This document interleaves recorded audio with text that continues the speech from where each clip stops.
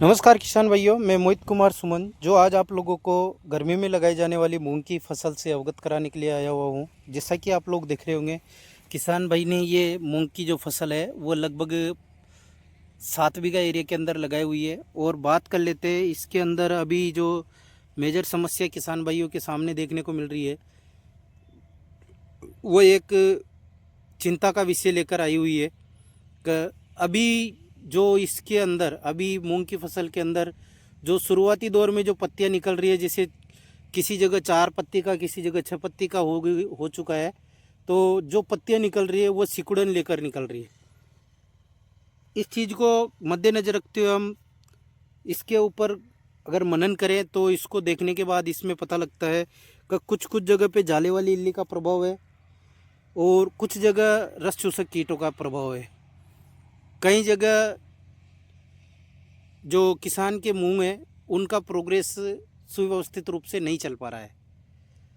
तो आज हम इन सभी चीज़ों से संबंधित पूरी जानकारी इस वीडियो के माध्यम से आप लोगों तक शेयर करेंगे, तो बने रहिए वीडियो में एंड तक। आप लोगों को बताना चाहूँगा, सबसे पहले हम इसकी उन्नत किस्म की बात करें तो ये स्टार एग्री का 444 उन्नत वैरायटी किसान ने लगाई हुई है। बाकी बात करते हैं इसके अंदर, जैसे मान लो अभी ये इस प्रकार से पत्तियों पे सिकुड़न देखने को मिल रही है और ये रस चूसक मक्खी मच्छर का प्रभाव है, अटैक है। इसको नियंत्रण करने के लिए हम इसके अंदर एसिटामिप्रिड या फिर इमिडा पिप्रोनिल जो 40-40 आता है उसका प्रयोग ले सकते हैं। और अच्छी बढ़वार के लिए, अच्छी प्रोग्रेस के लिए इसके अंदर NPK 19-19 का भी हम इसके साथ में प्रयोग लेंगे। और इसमें नॉर्मली फफूंदीनाशक के तौर पे हम फफूंद जनित समस्याओं को, जिससे हम फोलियर स्प्रे निकालेंगे तो वह जड़ के यहाँ तक भी पहुँचेगा फोलियर स्प्रे, तो उस चीज़ के लिए हम इसके अंदर कार्बनडाइजिम मैनकोजेब का या फिर मेटालेक्जिम मैनकोजेब का भी प्रयोग हम इसके अंदर करेंगे। और इसमें लगने वाली ये जो रस चूसक कीट है उनका भी नियंत्रण हम आसानी से कर सकते हैं। और बाकी ध्यान रहे किसान भाइयों, जैसे अगर आप लोगों ने अभी तक अपनी मूंग की फसल के अंदर एक भी फोलियर स्प्रे नहीं निकाला है तो वह निकालना अति आवश्यक है, क्योंकि अगर हमारी फसल शुरुआती दौर से कमज़ोर रहेगी तो इसके अंदर येलो मोजेक का प्रभाव आपको देखने को मिल सकता है, तो उससे भी हम अपनी फसल को सेफ्टी कवर दे सकते हैं। और बाकी आप लोगों को बताना चाहूँगा, गर्मी के दिनों में कई किसान लोग बड़े चाव के साथ में मूंग की खेती लगाते हैं। कोई जिसे चने के खेत में लगाते हैं, कोई सरसों के खेत में लगाते हैं, कोई धनिया के खेत में लगाते हैं, कोई गेहूं के खेत में लगाते हैं। तो इन चीज़ों को मद्देनज़र रखते हुए हमें ध्यान रखना है कि हमें जो लास्ट में इसमें कौन सी फसल थी तो उसके अंदर कौन कौन सी बीमारियां प्रभाव देखने को मिलता है, तो उनका भी नियंत्रण करना अति आवश्यक है। क्योंकि अगर हम इन चीज़ों को मद्देनज़र रखते हुए अगर इसका ट्रीटमेंट नहीं करेंगे, उपचार नहीं करेंगे, तो हमें काफ़ी ज़्यादा नुकसान देखने को मिल सकता है। हमारी जो मेहनत है उस पर काफ़ी प्रभाव देखने को मिल सकता है। तो आप लोग ध्यान रहे कि अगर मूंग की खेती लगा रखी है तो उसमें समय समय पर फोलियर स्प्रे करते रहे। फोलियर स्प्रे में जिसे कई लोग मोनोक्राटा फॉस का भी करते हैं या फिर परफेनोफॉस प्लस साइपरमेथ्रिन का करते हैं, या फिर कई लोग जैसे एसिटामिप्रिड का करते हैं। इन चीज़ों का प्रयोग करते हैं, उसके साथ साथ में फफूंदीनाशक दवा का भी प्रयोग ज़रूर करें। और उसके साथ में सिलिकॉन स्टिकर मिलाना ना भूलें, ताकि आप कोई भी फोलियर स्प्रे निकाल रहे हो तो उसका रिजल्ट जस्ट डबल हो। क्योंकि गर्मियों के दिनों में जो टेम्परेचर होता है वो काफ़ी अधिक देखने को मिलता है, तो जैसे आप स्प्रे निकालोगे तो वो तुरंत सूख जाएगा, तो इस पे दवा का प्रभाव पूर्ण रूप से नहीं पहुंच पाता है। तो आपको वी ड्रॉप के नाम से सिलिकॉन स्टिकर आता है, उसका प्रयोग लेना है, या मार्केट में और भी अन्य आपको मिल जाएंगे, तो उन चीज़ों का प्रयोग ज़रूर करें।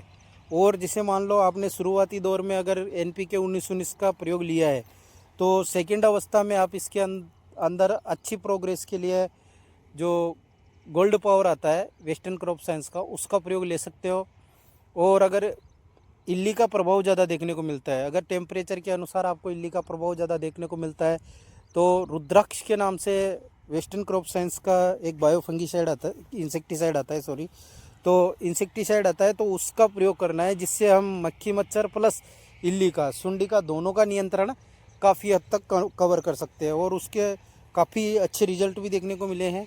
मैंने अभी कुछ दिन पहले मूंग की फसल के अंदर भी और मिर्ची की फसल के अंदर, दोनों फसलों के अंदर डेमो ट्रायल करके और किसानों को दिखाया कि वाकई में लाजवाब रिजल्ट किसानों को आए और उस चीज़ से किसान भी संतुष्ट हुए।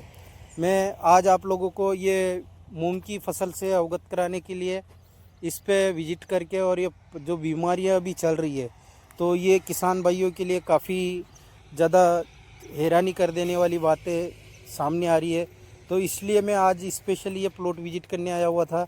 जैसा कि आप लोग भी देख सकते हो, इस प्लॉट के ऊपर किसान ने फफूंदीनाशक और कीटनाशक का दोनों का स्प्रे निकाल तो दिया है, फिर भी अभी इसकी जो माथाबंदी है वो दूर नहीं हो रही है। तो मैं अभी किसान भाई से मिला और उनको बताया मैंने कि आप इसके अंदर इन चीज़ों का प्रयोग करें। और एक चीज़ और ध्यान रहे किसान भाइयों, ये दाल वाली फसल है। दलहनी फसलों के अंदर भी आप अगर जैसे मान लो अगर पूर्ण रूप से अच्छा प्रोसेस इंप्रूवमेंट देते हो तो आप काफ़ी अच्छा फ़ायदा देख सकते हो। तो इन चीज़ों के लिए आपको इसके अंदर जैसे मान लो अगर फोलियर स्प्रे निकाल रहे हो और अगर आप सल्फ़र का प्रयोग आपने इसमें नहीं लिया है तो सल्फ़र का प्रयोग भी ले, क्योंकि जो दाल वाली फसलें होती है उसके अंदर भी फफूंद जनित बीमारियों का काफ़ी प्रभाव देखने को मिलता है। तो आशा करते हैं आप लोगों को आज ये जो मूंग की फसल से संबंधित अपडेट थी वो मैंने आप लोगों तक अवगत कराई है, पहुंचाई है। तो आप लोग अपने मिलने वाले किसान मित्रों तक भी शेयर करिएगा।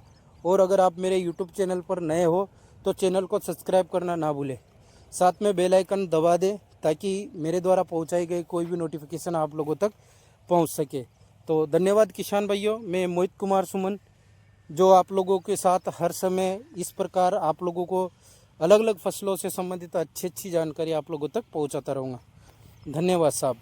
और भी बाकी अगर आप लोगों को किसी भी फसल से संबंधित अगर कोई अपडेट लेना है तो आप मेरे को बाय मैसेज द्वारा इन्फॉर्मेशन डाल सकते हो। मैं आप लोगों को मैसेज का जवाब ज़रूर बताऊंगा। धन्यवाद साहब। जय जवान जय किसान।